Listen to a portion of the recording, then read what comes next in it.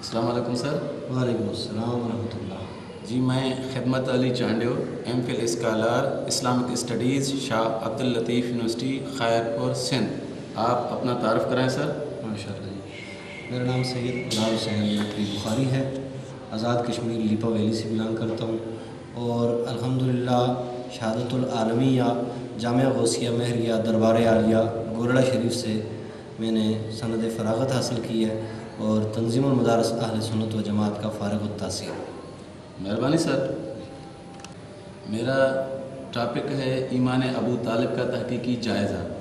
اس کے متعلق چند سوالات کرنے ہیں، جن میں پہلا سوال میرا آپ سے یہ ہے کہ حضرت ابو طالب کا قریش قبیلے میں کیا مقام تھا؟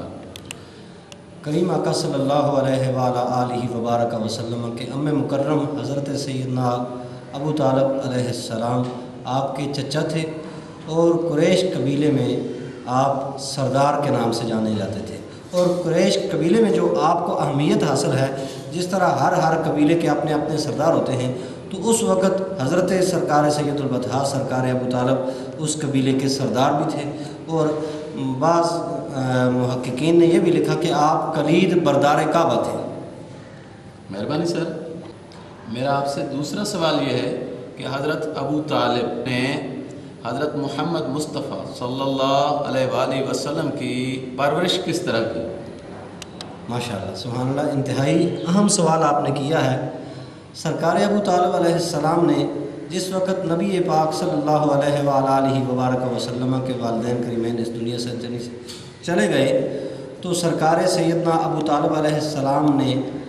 ان کی پرورش اپنے ذمہ لی۔ اس کو محققین نے بلکہ مفسرین نے یہ بھی لکھا، علم یجد کا یتیمن فآوا کے تحت تقریباً میرے خیال میں 5 یا 6 مفسر ایسے گزرے ہیں جنہوں نے سرکار ابو طالب علیہ السلام کو علم یجد کا یتیمن فآوا کے تفسیر میں یہ لکھا کہ اللہ تعالیٰ نے آپ کی گود کو اپنی گود قرار دے دیا ہے۔ جب بھی کریم آقا صلی اللہ علیہ وآلہ وبارک وسلم حضرت ابو طالب سے دور ہوتے تو آپ اس وقت تک کھانا نہ کھاتے، کہتے جب تک محمد نہیں آ جاتا، احمد نہیں آ جاتے، اس وقت تک آپ نے کھانا نہیں کھانا۔ تو پتہ چلا کہ تربیت میں آپ نے ہمیشہ کھانے میں پینے میں کوئی بھی فروگزاشت نہیں کی، اور ہر وقت نبی پاک صلی اللہ علیہ وآلہ وبارک وسلم کی تربیت کا، پرورش کا ہر دم خیال رکھا، ہر لحظہ خیال رکھا۔ اس ہستی کو سرکار ابو طالب کہا جاتا ہے۔ مہربانی سر۔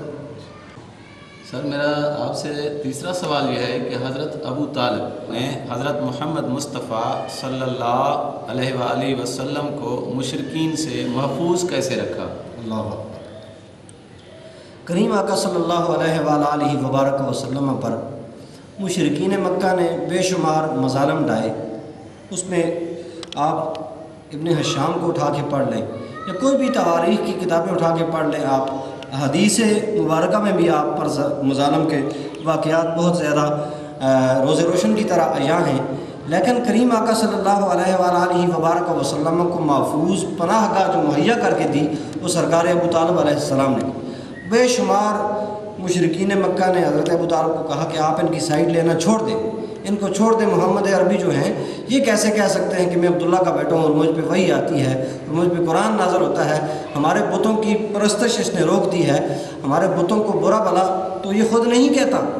لیکن اس کے باوجود حضرت ابو طالب علیہ السلام نے کبھی بھی اس پر کمپرمائز نہیں کیا۔ تو پتہ چلا سرکار ابو طالب علیہ السلام نے آپ کا دفاع ساری زندگی کیا، مشرکین مکہ سے آپ کو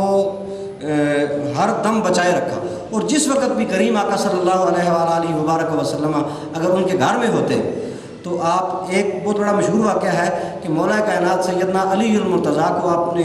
محمد عربی صلی اللہ علیہ وآلہ وبارک وسلم کے بستر پر لٹا دیا، کہنے لگے جب ہم واپس آ جائیں، اے علی تم محمد عربی کی جگہ پہ سو جاؤ۔ تو آنے والوں نے جب دیکھا کہ محمد، تو پتہ چلا کہ علی ہے، تو اس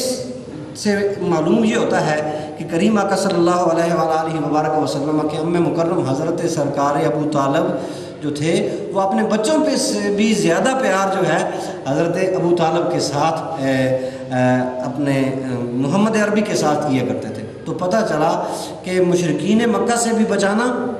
اور ہر خطرے سے بچا کر اپنی گود میں رکھنا، یہ حضرت ابو طالب ہی کا وطیرہ ہو سکتا ہے۔ مہربانی سر، میرا چوتھا سوال آپ سے یہ ہے کہ حضرت ابو طالب کے ایمان کے متعلق آپ احادیث مبارکہ کی روشنی میں کیا فرمائیں گے؟ دیکھیں جی، جو اس میں بے شک ہم مانتے ہیں کہ دو رائے ہیں، بعض محققین نے لکھی ہیں، لیکن جہاں پہ ایک اصولی ضابطہ ہے، میں بات جو کرتا ہوں وہ اصول اور عقائد اور نظریات کی بنیاد پر کرتا ہوں کہ جب بھی آپ کو ایمان کی دلائل قوی ملے، ایمان کے دلائل زیادہ ملے یا کم ملے، کفر کے اور مسلمانیت کے دلائل جب اکٹھے ہو جائیں تو آپ کو ایمانیات کے دلائل پہ فیصلہ کرنا پڑے گا۔ تو جس ہستی کو کریم آقا صلی اللہ علیہ وآلہ وبارک وسلم خود جن کے ساتھ اتنے سال، اتنے کثیر سال آپ ان کے ساتھ کھائیں بھی، آپ ان کے ساتھ پئیں بھی، آپ ان کے ساتھ سفر بھی کریں، حضرت بھی کریں، تو اس پر آپ کفر کے دلائل قائم نہیں کر سکتے۔ اگر کسی محقق نے یا کسی مفسر نے یا کسی نے لکھا ہے تو ایک حدیث کے تحت جنہوں نے لکھا ہے کہ حضرت ابو طالب کو آگ کی جوتیاں پہنائی جائیں گی، ایسا ٹھیک ہے، اس روایت پر بھی جرح بنتی ہے، لیکن اس روایت پر جرح کرنے سے پہلے آپ متقدمین علماء کو پڑھیں، شیوخ کو پڑھیں، جتنے بھی ہمارے متقدمین علماء ہیں ان میں دو رائے ہیں، بعض کفر کے قائل ہیں اور بعض کہتے ہیں جی نہیں، سرکار ابو طالب علیہ السلام با ایمان تھے۔ جو ہمارے نزدیک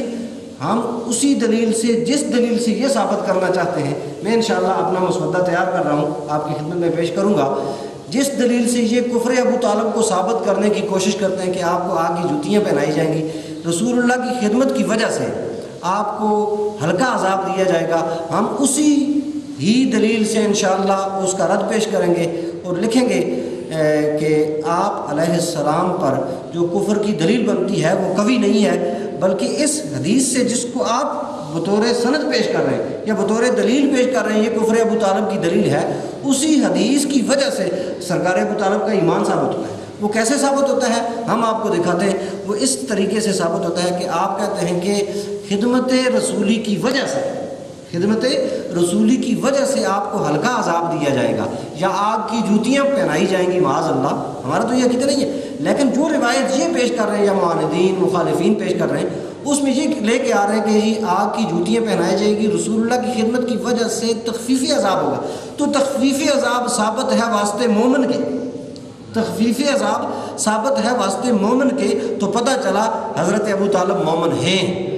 اس دلیل کی وجہ سے ہم سرکار ابو طالب علیہ السلام کو با ایمان بھی سمجھتے ہیں، اور اسی دلیل کے تحت یہ جتنے بھی لوگ جھگڑا کر رہے ہیں حضرت ابو طالب نعوذ باللہ من ذالک کافر ہیں یا وہ بظاہر انہوں نے کلمہ نہیں پڑھا، یار دیکھیں اس دلیل کو بھی آپ دیکھیں جس کو آپ کفر کی سند پہ لا کر پیش کر رہے ہیں، اس کی طرف کسی کا سیاق و سباق کی طرف اس کی گہرائی، اس کی ڈیپلی طور پر اس کو پڑھا جائے، سمجھا جائے، تو میں کہتا ہوں ایمان ابو طالب روز روشن کی طرح عیاں ہو سکتا ہے۔ مہربانی سر، میرا پانچواں اور آخری سوال آپ سے یہ ہے کہ حضرت ابو طالب کے ایمان کے متعلق آپ قرآن مجید کی روشنی میں کیا فرمائیں گے؟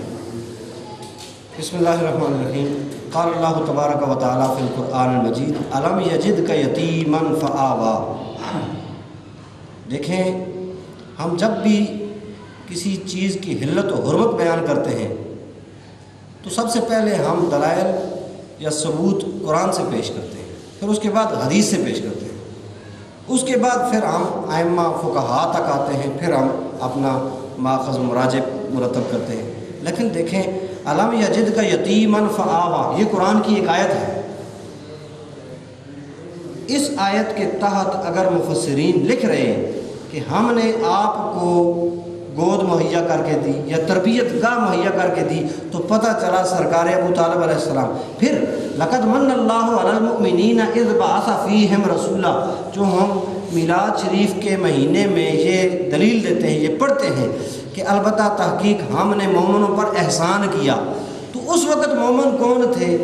حضور کے والدین تو اس دنیا سے چلے جا چکے تھے، تو پتہ چلا مومن کون تھے؟ حضرت ابو طالب، جنہوں نے اپنے سینے سے لگا کر رکھا ساری زندگی۔ لقد من اللہ علی المؤمنین اذ بعث فیہم رسولا، فیہم کی ضمیر یہ بتلا رہی ہے جن لوگوں میں نبی کو مبعوث کیا گیا وہ لوگ ایماندار تھے، تو اس پر کسی قسم کا ڈاؤٹ یا شک و شبہ نہیں ہونا چاہیے کہ حضرت ابو طالب کافر ہیں، نعوذ باللہ من ذالک، یا کوئی بندہ یہ کہے کہ نہیں حضور ایسے لوگوں میں تشریف لائے جو لوگ کافر تھے، نعوذ باللہ، ہم نہیں مانتے۔ ہم یہ کہتے ہیں لقد من اللہ علی المؤمنین اذ بعث فیہم رسولا، ان لوگوں میں ہم نے اس رسول کو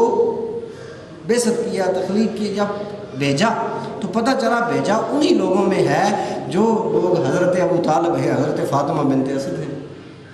تو پتہ چلا سرکار ابو طالب کے ایمان پر یہ دو آیتیں جو ہیں اس پر انشاءاللہ ہم اس کو پیش بھی کریں گے، لیکن یہ دو صراحتاً، کنایتاً یا اشارتاً، صراحتاً یہ دلالت کرتی ہیں کہ نبی علیہ الصلوۃ والسلام کو ان کے اندر، ایمان والوں کے اندر مبعوث کیا گیا۔ مہربانی سر،